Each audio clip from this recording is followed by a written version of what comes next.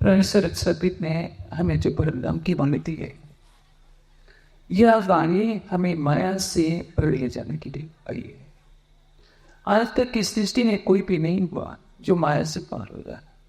हिमालय की गुफाओं में न जाने कितने ऋषि मुनियों ने अपना जीवन लगा दिया। उनकी जटाओं में पक्षियों ने घोंसले बना दिए। उनकी आंखों की पलकें एक एक फुट तक लंबी हो गई।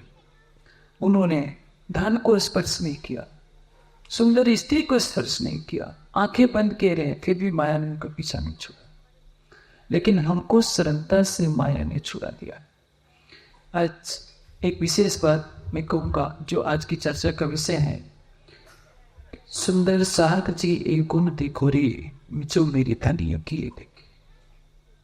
अच्छा तीत ने हमारे ऊपर ऐसी कृपा की है जो आज दिन तक की सृष्टि में न कभी हुई थी न कभी हो पाएगी। आप सोचेंगे कि क्या है? वह है माया से हमें छुड़ा देना। आप सोच रहे होंगे कि हमको माया से कैसे छुड़ा दिया? हम तो माया में, क्योंकि झूठ हम बोलते हैं, क्रोध हम करते हैं, परिवार के मोह जाल में हम रहते हैं, स्वाभाविक है। लेकिन आज जो बात मैं कहने जा रहा हूं आपको अटपटी लगेगी और उसको समझना आवश्यक है। जागने के प्रमाण भले ही हम झूठ बोलते हैं, लड़ते झगड़ते हैं, काम क्रोध मद लोभ विकार हमारे पास है, लेकिन ब्रज में क्या था? ब्रज में स्थिति कुछ अलग थी। प्रेम था हमारे पास। राज्य को जाते थे, राज्य श्री कृष्ण के तन में लीला कर रहे हैं। जब श्री कृष्ण बछड़े लेकर वन में जाती थी तो जब तक लोग नहीं आते थे, गोपियां एक तक बाढ़ देखती रहती। घर का सारा काम करते हुए भी उनका सारा ध्यान कृष्ण पर लगा रहता था। आज तो ऐसा नहीं है। आज हम सुंदर साथ मुश्किल से कोई 5 मिनट में ही सेवा पूजा कर लेता है, कोई 5 मिनट में ये चित्र नहीं पूरी कर लेता। समय ही नहीं है, क्योंकि सबको तृष्णा लगी। किसकी? जानते हैं, धन कमाने की। हम ओवर ड्यूटी कर लेंगे, 8 घंटे की जगह 12 घंटे काम कर लेंगे, 16 घंटे काम कर लेंगे। क्यों? क्योंकि पैसा चाहिए। पैसा आएगा तो अच्छा भवन बनाएंगे, 15-20-25 लाख की कार खरीदेंगे, अच्छे अच्छे कपड़े खरीदेंगे, इसी के लिए। और इन गोपियों को कुछ अच्छा नहीं लगा, लेकिन फिर भी वो माया में क्यों कर? आज का विषय यही है। सुंदर साथ जी एक गुण देखो रे, जो मेरी धनी की है। क्यों ये न छोड़ी माया को, हम भी छोड़ी। इस अग्नि के प्रमाण में यदि हमने वाणी के जान दे लिया किंतु उसको प्रेम में परिणत नहीं किया तो माया हमको छोड़ नहीं पा रही। माया तो हमको छोड़ेगी नहीं। क्यों? क्योंकि हमारा शरीर किसका बना है? माया का। हमारी इंद्रिया माया की। हमारा अंतःकरण मन किसका है? माया का। माया से ही मन बना है। ये परम धाम का मन नहीं है। परम धाम के मन में तो केवल प्रेम रहेगा, राज्य के प्रति समर्पण रहेगा, सत्ता रहेगी। लेकिन ये मन क्या चाहता है? मन 5 इंद्रियों से 5 विषयों का सेवन करना चाहता है। आंखें रूप देखना चाहती है, त्वचा कोमल स्पर्श का सुख लेना चाहती है। जीवा 56 वेदनों का सुख लेना चाहती है, 6 रसों का। और नासिका सुगंध लेना चाहती है, कान मधुर आवाज सुनना चाहती है। इन्हीं के पीछे तो सारा संसार भाग रहा है। किंतु इन विषयों ने हमें घेर रखा है। लेकिन एक बात इस जागने के प्रमाण में है जो ब्रज में नहीं थी, जो रास में नहीं थी। इसमें जो है पहचान मिली है, और वो पहचान किससे मिली है? वाणी से मिली। वाणी के अतिरिक्त हमें कोई भी ऐसा साधन नहीं है जो इस माया के ब्रह्मांड में हमें अक्षरती की पहचान कराए। ब्रज में कितना भी प्रेम है तो क्या? जब श्री कृष्ण मथुरा चले जाते तो गोपियों की स्थिति क्या है जानते हैं? हम इस सफर के दौरान में सहायता कर सवेरे आकर के यशोदा मैया के साथ सारी गोपियां राधा जी के साथ बैठ जाती हैं और सवेरे से लेकर शाम ढलने तक कृष्ण की बात देख रही है। कि कहा था कि आप तो कुछ दिनों में मैं लौट आ जाऊंगा, लेकिन अब तक नहीं आए। कह गए थे कि मैं 4 दिन में लौट आऊंगा, लेकिन नहीं आए। ऐसा करते करते 1-2 महीना नहीं, वर्ष नहीं, बुढ़ापा उनका आ गया। राधा से कोई हंसी निकल गई, देखो कृष्ण आ गई, 90 साल की बुढ़िया है राधा, तन है पूरा, लेकिन ऐसे झटके से उठती है जैसे 16 साल की कन्या। क्यों? क्योंकि राधा का प्राण है कृष्ण। वो प्रेम उस समय था। मैं प्रतिबिंब की सखियों की बात कर रहा हूं, 11 वर्ष काम करके गए, प्रेम है श्री कृष्ण से अर्थात ब्रज वालों को उनसे करोड़ों गुना प्रेम, लेकिन एक चीज नहीं है, वो है पहचान नहीं। और जागने के ब्रह्मांड में आपके पास प्रेम नहीं है, लेकिन पहचान। पहचान की मतलब क्या होती है? आप देखिए, जो चौपाई कह रही है, अरस परस यो भई ब्रज में सो मेरे धनिये दे चुका। ब्रज में क्या हुआ था? अरस परस। ना हमने माया को छोड़ा, ना माया ने हमको छोड़ा। माया क्या है? प्रेम है। जागने के प्रमाण में आप चर्चा हमेशा सुनते हैं, जब आया प्रेम सुहागे तो वो वचन नहीं रहा आगे। बिल्कुल सही बात। लेकिन प्रेम का प्राण क्या है? इसका प्रेम का प्राण इल्म है। इल्म नहीं है, पहचान नहीं है, तो प्रेम निरर्थक हो जाएगा। कैसे? मैं आपको एक दृष्टांत बताता हूँ। गिरी का एक दूध बहुत दुनिया में प्रसिद्ध है, सबसे अच्छा माना जाता है, बहुत महंगा बिकता है। उसमें 1 चम्मच नमक डाल दीजिए और किसी को पीने को दीजिए, क्या कोई पिएगा?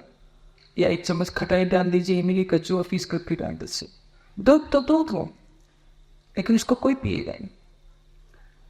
11 वर्ष जैसे पूरे होते हैं, राज्य कहते हैं कि सखियों चलो वृंदावन में राज करते हैं। क्या कहा उत्तर समय?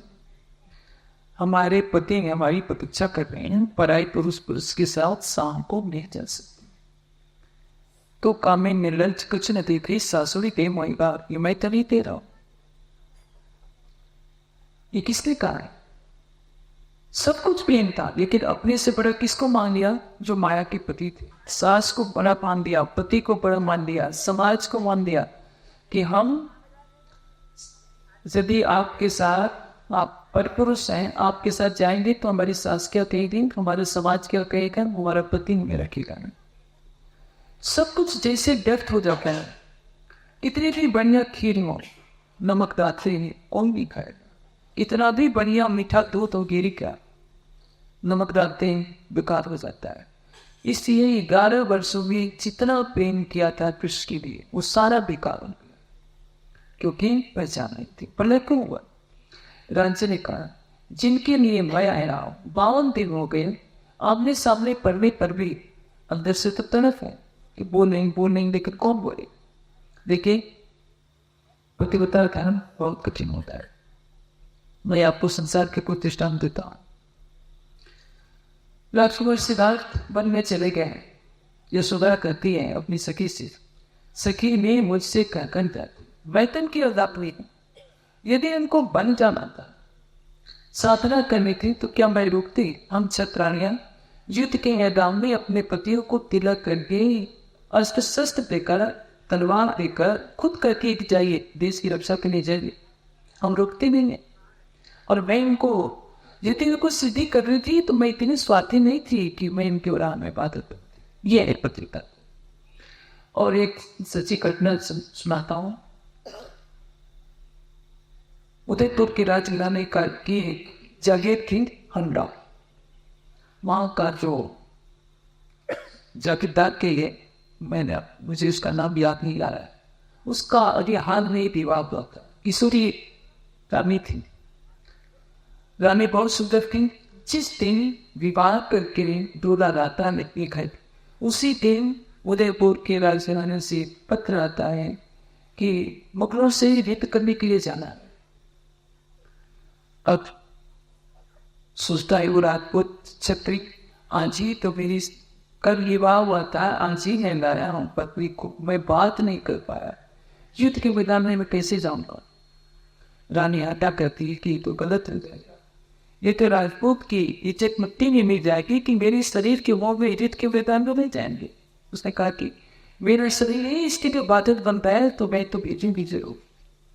रानी ने अपने हाथों से अपनी गर्दन काटी और थाली में रखकर दासी को कह दिया, मैं अपनी गर्दन काटती हूँ, मेरी गर्दन बैग में जाकर के मेरे पतिदेव को दे दो और कह देना है कि महारानी ने कहा है कि मैं मर रही हूँ केवल इसलिए कि अब मेरे मुंह में युद्ध के मैदान में नहीं जा रही हूँ, तो जाओ युद्ध देश की रक्षा के लिए, धर्म की रक्षा के लिए तुम अपनी गर्दन कटा दोगे।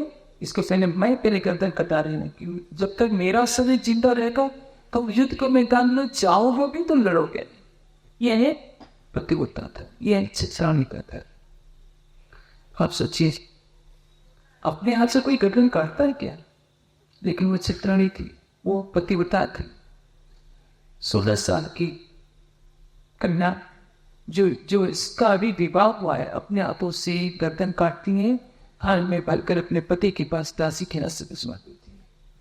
अब जब वो सुनता है तो उसका खून खौल उठता है कि मुझे कर्तव्य पथ पर अग्रणी करने के लिए मेरी पत्नी जिससे मैं कभी बात नहीं कर पाया, फिर ब्याह ही तो हुआ था, अब मैं लड़ते लड़ते देश की अपनी प्राण छोड़ दूं।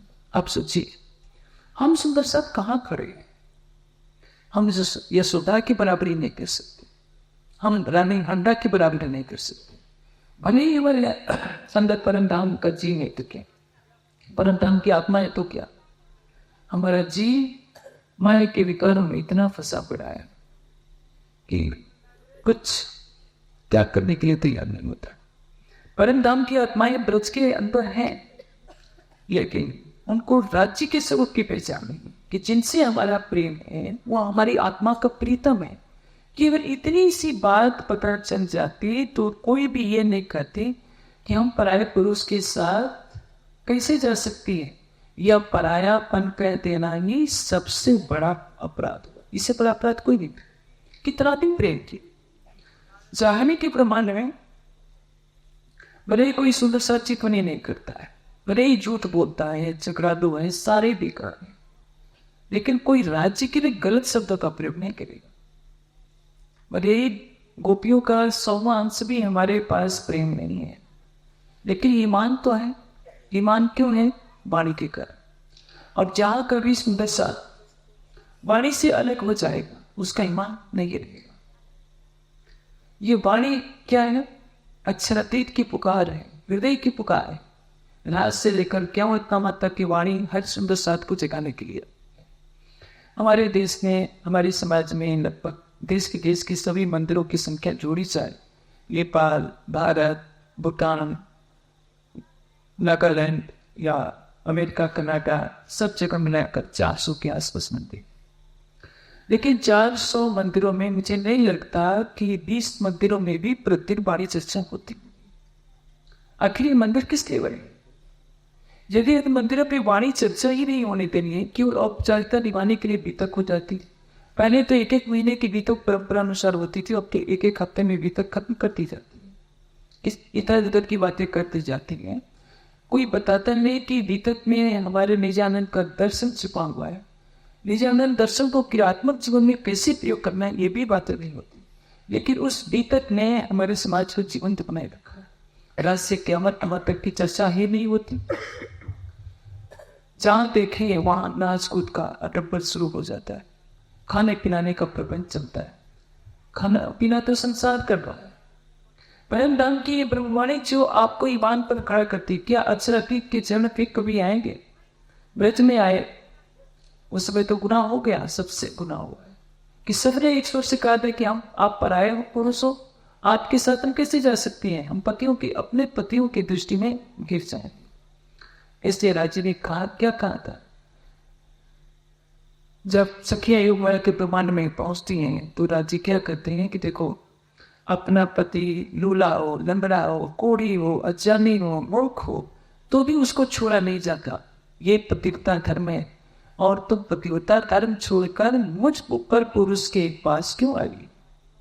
वही दिन बोला जो ब्रज में कहा था, उसकी याद दिलाई। ये जागने के प्रमाण में हमको सिखाकर देने के लिए। ब्रज में तो कोई वाणी की चौपाई नहीं उतरी थी। ब्रज में तो प्रेम हो तो लक्ष्मी।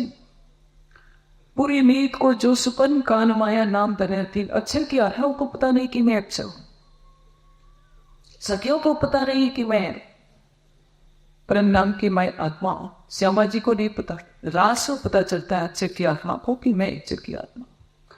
जागने के ब्रह्मांड में 15 साल का बच्चा जो वाणी पढ़ता है, प्रकाश की वाणी पढ़ लेगा, कलश की वाणी पढ़ लेगा, बीते चर्चा सुन लेगा, वो भी सब कुछ जान जाएगा। आजकल तो इंटरनेट का युग है। पहले तो कह सकते थे कि क्या करें, वाणी चर्चा नहीं मिलती, किंतु आज तो STJN यूट्यूब पर 1000 घंटों से अधिक की वाणी चर्चा उपलब्ध है। इससे अधिक सौभाग्य और प्राप्त क्या होगा? 133 भाषाओं में, जो कभी संभव नहीं लगता था, कुछ सोचता नहीं था आज से 50 साल पहले कि 5 भाषाओं में भी हम वाणी की टीका कर पाएंगे। 1971 में सबसे पहले वाणी छपी थी, सरकार से ने 71 में छपाया था। उसके पहले इलाहाबाद से प्रकाशन हुआ था। हस्तलिखित वाणी होती थी, कोई जीवन में एक बार पढ़ लेता था तो अपने को तन समझता था। सामान्य गृहस्थी सुंदर साथ को तो कभी पढ़ने का अवसर ही नहीं मिलता था, किंतु वाणी की विधिवत चर्चा कुछ वर्ष, लगभग मैं समझता हूँ 85-86 से शुरू हुआ है। जो गुजरात में शिविर लगे, वाणी पधरा करके चर्चा होने लगी, सब सुंदर साथ को रसपान होने लगा और जागने का समय अभी होने लगा। लेकिन उस समय भी तो यही होता था कि वर्ष में 2-4 शिविर लगते थे, 15-20 दिन का कार्यक्रम होता था, जो सुंदर साथ आ जाता था उसको चर्चा मिलती थी। किंतु आज तो यदि प्रतिदिन आप 1 घंटा सुनते हैं तो उस चर्चा का नंबर 3 वर्षों की बात है, क्योंकि 1000 घंटे की चर्चा रखी गई है और दिन पर दिन इसकी संख्या बढ़ती जा रही है। आपको 1 रुपया भी खर्चा नहीं करना पड़ता, इतनी तकनीक है। और इसके बाद भी यदि हमारा ईमान नहीं बनता, एक पतिव्रता चाहे 100 अपराध करते, घर का सारा सामान, इधर भाई लोग बैठे हैं, बहने बैठी हैं, पत्नी अपने घर का सारा सामान चोरी कर ले, पति तब भी क्षमा कर देगा। पति से लड़ रहे तो भी क्षमा, भोजन न दे तो भी पति क्षमा कर देगा। लेकिन प्रेम में यदि पिलखान होता है, पति के लिए असर ये ब्रज में हो चुका है। बड़े प्रेम की रावण कि और एक ही तो शब्द कहा था, हम पर पुरुष के साथ नहीं जा सकते। पुराण संहिता में बहुत अच्छा श्लोक है, स्वागतम वो वहां मागा बोलो किम करवाण थी। ये भागवत का श्लोक है। माँ भाग्यवती, सौभाग्यवती गोपियों, बताओ मैं तुम्हारी लिए क्या करूं। और ये भी कह दिया, वानवान ब्रह्मचारी न तो स्त्री कहूंगा। ये पुराण संहिता का श्लोक है। मैं बाल ब्रह्मचारी हूं, मैं कामी नहीं हूं। ये सब भी किसने कहे हैं? जो ब्रज में कहा था। और ये संसार की प्रवृत्ति है, ये घृणा का संसार है। यदि इस संसार में आप किसी को शुद्ध हृदय से प्रेम भी करते हैं तो सोचता है कि मेरे पीछे क्यों लगे रहते हैं। ये ब्रज की गोपियों को भी हो गया था कि कृष्ण जब देखो तब हमको संसार से अलग करता रहता है, जब देखो तो कहता है कि चलो महाराज करते हैं। इस जागने के ब्रह्मांड में आपको कहा जाए, जिस ईमान पर सुंदर साथ होगा कि आप 1 करोड़ रुपया ले लो, हनुमान जी की मूर्ति के आगे मत्था टेक दो, क्या वो टेकेगा? नहीं। सुंदर साथ तो नहीं टेकेगा, बड़ी बड़ी हस्तियां जरूर टेक देंगी। वो तो शंकर जी के भी मंदिर का उद्घाटन कर देंगे, गायत्री की मूर्ति की भी आरती उतार देंगी, स्वामी नारायण की भी मूर्ति की आरती उतार देंगी, सब कर देंगे। लेकिन जो सच्चा ईमान वाला सुंदर साथ होगा, चाहे सारे ब्रह्मांड का राज्य भी मिल जाए तो भी वो ठोकर मार देगा, लेकिन अपनी आस्था को पटे को नहीं रखेगा। ये है सबसे बड़ा गुना। इसलिए कहा, क्यों है न छोड़ी माया हमको, हम भी छोड़ी न जाए। ब्रज में क्या हुआ था? न माया ने हमको छोड़ा, न हमने छोड़ा। जब तक कृष्ण से प्रेम था तब तक हमें लगता था कि हम बहुत अच्छी हैं, बस कृष्ण के का साथी है। लेकिन जब परीक्षा की कड़ी होती है तो आप देखिए, यशोधरा कभी गिला शिकवा नहीं। हाँ, जब सिद्धार्थ तक करके आते हैं, बुद्धत्व को प्राप्त करके आते हैं, तो यशोधरा ने अपने आंसुओं से बुद्ध के चरणों को धो दिया और कहा कि भगवान अब तो आप संसार के भगवान बन गए। मुझे भी सन्यासिनी बनना है, मैं भी भिक्षुणी बनूंगी। और भिक्षुणी बनना कितना कठिन होता है। हम सुंदर साथ को तो 2-2, 3-3 बार भोजन मिलता है, वाहन रहते हैं। उस समय तो घर का एक बार भोजन मिलता था प्रत्येक बौद्ध भिक्षु को या भिक्षुणी को। अपने कपड़े स्वयं धोने होते हैं। एक महारानी है और घर घर जाकर भिक्षा मांगती है। ये तपस्विनी बन जाती है, सन्यासिनी बन जाती है, बहुत भिक्षुणी बनती है। बुद्ध की माँ भी बन जाती है, बुद्ध की पत्नी भी बन जाती है। 18 साल का बच्चा भी संन्यास ले लेता है, वो भी बहुत भिक्षुणी बन जाता है। इसको कहते हैं त्याग। हम क्या करते हैं? हमारे पास तो परम नाम का ज्ञान है। हमको तो कहा जाता है कि भाई थोड़ी देर के लिए पढ़ लिया करो, 1 घंटा पढ़ेंगे। कोई प्रेरित करने वाला भी नहीं है समाज को कि प्रतिदिन वाणी का चिंतन होना ही चाहिए, प्रतिदिन चितवनी में डूबना ही चाहिए। क्योंकि यदि वाणी के ज्ञान आपके अंदर रहेगा तो माया तो आपके पास आएगी, लेकिन वैसे ही नहीं। एक हीरे को कीचड़ में लपेट दीजिए तो ऊपर से लगता नहीं कीचड़, ये तो कीचड़ है, हीरा नहीं है। किंतु कीचड़ की सामर्थ्य नहीं है कि हीरे को छेद करके अंदर चला जाए। उसी तरह से यदि आपके अंदर वाणी का प्रकाश रहेगा तो संभव है आप चितवनी में कमी कर देंगे तो इतना अवश्य होगा कि आपके ऊपर काम, क्रोध, मद, लोभ, अहंकार का विकार दिखाई देगा। लेकिन यह विकार आपकी आत्मा के अंदर प्रवेश नहीं कर पाएगा, क्योंकि आपके अंदर ईमान बना रहेगा कि चले भले मैं कितना भी पापी हूं तो क्या, मेरा कीर्तन केवल अक्षरातीत। मैं समाज की बड़ी हस्तियों से आग्रह करूंगा कि एकता के नाम पर, लोकप्रियता के नाम पर समाज को पतिव्रता साधन से नहीं न करें।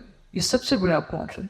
आज देखा जा रहा है जो बड़े बड़े कार्यक्रम होते हैं वहां पौराणिक पंडित को बुलाया जाता है, वो मंत्र पाठ करता है। वेद में केवल अक्षरातीत की प्रार्थना है, लेकिन जो पंडित पाठ करता है उससे मंत्र का अर्थ पूछिए, उसका अर्थ नहीं पता कि किसकी भक्ति हो।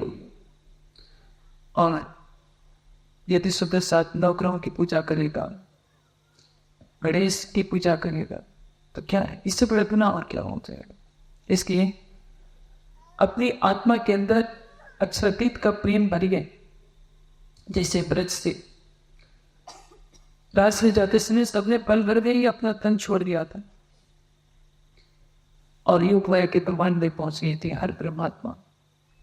उसी तरह से राज्य आपको जगाने के लिए 18,758 चौपाइयों की बांसुरी लेकर के आए।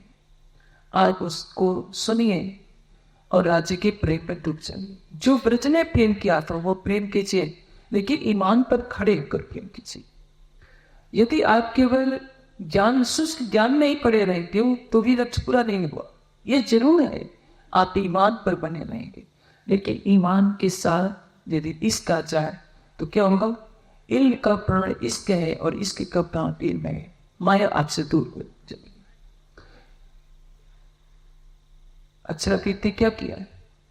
अक्षरातीत ने हमको माया से निकाला है। ब्रज में नहीं निकाल पाए थे, आपको आश्चर्य होगा, तभी ये चौपाई करती है।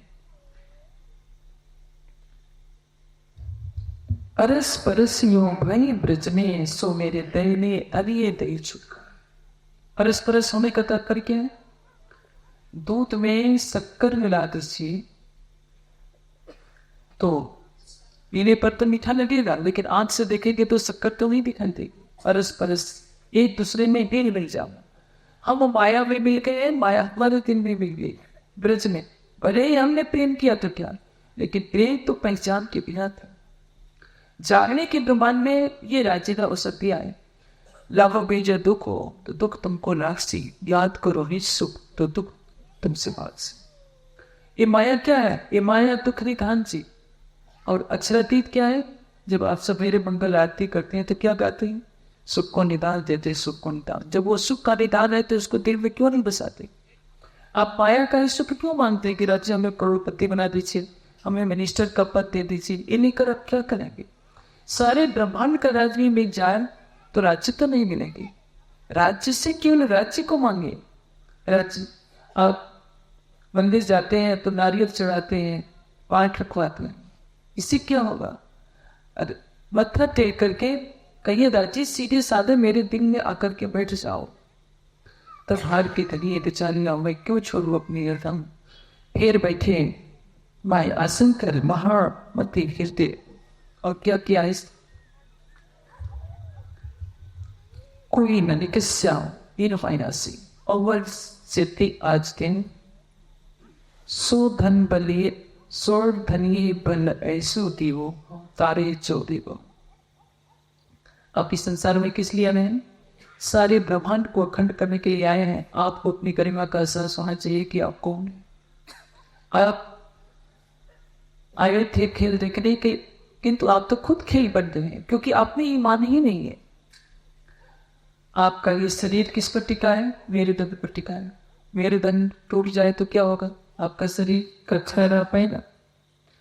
तो आपके शरीर, आपके प्रेम का मेरुदंड क्या है? ईमान, सच्चा प्रेम, चाहे कुछ भी होता है। मैं एक और पौराणिक घटना बताता हूँ। मेरा समय पूरा हो रहा है। आप लोगों ने 20 मिनट मंच देर से शुरू हुआ है। मन और श्रद्धा, ये जो वैवस्वत मन की कहानी है, मन और श्रद्धा में प्रेम था। और से पहले उनमें कुछ तकरार हो। श्रद्धा कहीं और बैठ के है, मन कहीं और है। श्रद्धा क्या करती है? वह तो मेरा अपना ही था, मैं उससे मनाती कैसे? जो मेरा प्रीतम है वो तो मेरा हृदय है। मैं इस संसारिक औपचारिकताओं को पूरी कैसे करती, उसको कैसे मनाती? ये संसार की सतियां, चाहे श्रद्धा को लीजिए, यशोधरा को लीजिए, रानी हंडा को लीजिए, हमको शर्मिंदा करेंगे कि हम सुंदर सा जानते हैं कि परम नाम की वाणी राज्य ने हमारी जागरण के लिए लेकर है। महामती जी के घर में बैठकर गांव गांव नगर नगर पैदल में धूप शीत और वर्षा के कष्टों को जीना, इच्छा में मेरे अन्न को ग्रहण किया। उनके नाम पर 400 मंदिर तो बन गए, लेकिन उनकी वाणी को नहीं फैलाया जाए, चितवनी को नहीं फैलाई जाए तो ऐसा मत कीजिए कि मैं आपको छूट पाऊंगी। ब्रज में क्षमा हो गया क्योंकि उसमें वाणी नहीं थी। जागली ब्रह्मांड में क्षमा सकता ही है। आपको जितनी गरिमा दी गई है उसके अनुसार आपकी वसी भी होगी, और वासी एक बार नहीं होगी, अनंत काल तक आपके जो गुनाह हैं जो माया के ब्रह्मांड में दिखते थे। इसलिए कारण यहाँ से सत्यवतन की कोई मोमिन कराने से कानबाई के ब्रह्मांड में तो मान लीजिए कोई व्यक्ति चोर है, पकड़ गया है, उसको चाटा मार दीजिए, उसको ज्यादा दुख नहीं लगेगा। किंतु उसकी वीडियोग्राफी बना दीजिए, जैसे आप बैठे हैं सबके बीच में उसकी वीडियो दिखा दीजिए, क्या कहेगा?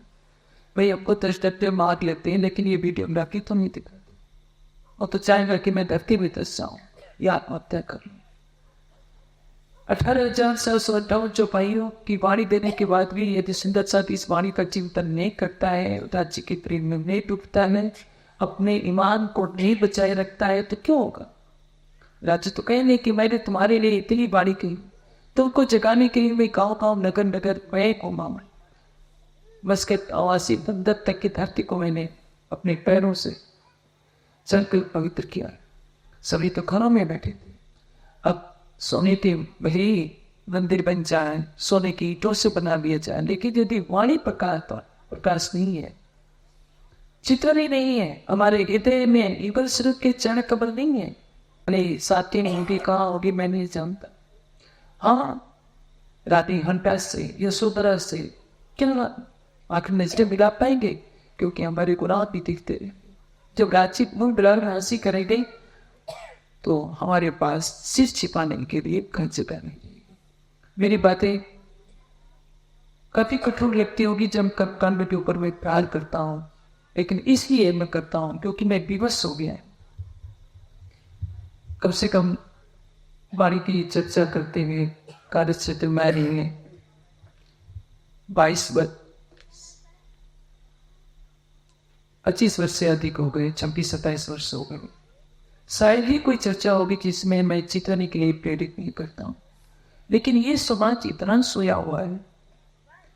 पन्ना जी ने 8 कमरों का ध्यान कक्ष बना, आज तक कभी 4 कमरे भी कभी नहीं भरे। क्यों? मैंने तो कहा था कि भाई पूरे देश के सुंदर साथ आए, सरसवा में 24 कमरे ध्यान करके, किसी को चित्तरी से लगन क्यों नहीं हो पाती? गरबे खेलने के लिए कहिए, नाचने कूदने के लिए कहिए, रास की रामते करने के लिए कहिए, पूरी रामते यार। कहीं भी कार्यक्रम होता है केवल कर्मकांड का जान बुझता है। वाणी का चिंतन और चितवनी जब तक हमारी आत्मा में प्रवेश नहीं करेंगे तब तक संसार में कोई भी आपको प्रेम और ईमान की राह पर नहीं चला पाएगा। राज्य भी आपकी सहायता क्यों करेंगे यदि आप राज्य की कही हुई वाणी को अपने हृदय मंदिर में नहीं बसाएंगे? इसलिए कहा, अरस बरस्यो भाई ब्रजनो सो मेरे धन ये दही छुटको है। रास ने इंदावती जी की आत्मा कही क्या कहती है?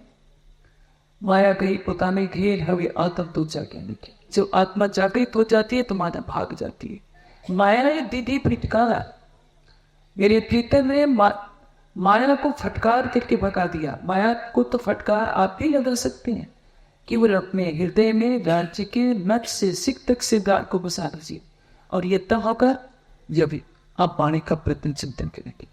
इसलिए मेरा समय पूरा होता है इन बच्चों के साथ कि आप सब सुंदर साथ वाणी के प्रकाश में अपने कदम बढ़ाइए। बच्चे से लेकर युवा तक, वृद्ध तक सबका योगदान होना चाहिए।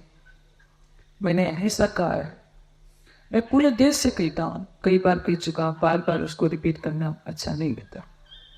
कि 100, 50, 20 समर्पित युवा मिल जाते, ऐसे बच्चे मिल जाते जिनका जीवन वाणी के प्रकाश के लिए होता तो विद्वान बनकर बहुत कार्य कर सकते थे। जो रिटायरमेंट हो चुके हैं वो अपना जीवन माया में न लगाए, किसी न किसी रूप में जाग के प्रकाश की सेवा करें। मैं ऐसा करता हूँ कि सब सुंदर साथ तक मेरी आवाज पहुंच रही है और आने वाले समय में सभी इस कार्य में लग जाएंगे कि सबके हृदय में मंदिर बन जाए, सबके हृदय में युगल स्वरूप का मंदिर बनाए। ईंटों के बनाए हुए मंदिर तो कभी भी गिर जाए, और यदि उस मंदिर से ज्ञान का प्रकाश नहीं होता है तो केवल कहने के लिए वो मंदिर है, मंदिर नहीं कहा जा सकता। मंदिर वह है जहाँ वाणी की चर्चा होती है, जहाँ चिंतन कराई जाती हो, जहाँ सबको प्रेरित किया जाता है कि अपना सारा संसार एक तरफ, कोई कोट राज बैकुंठ के न अवेद के किंग समान।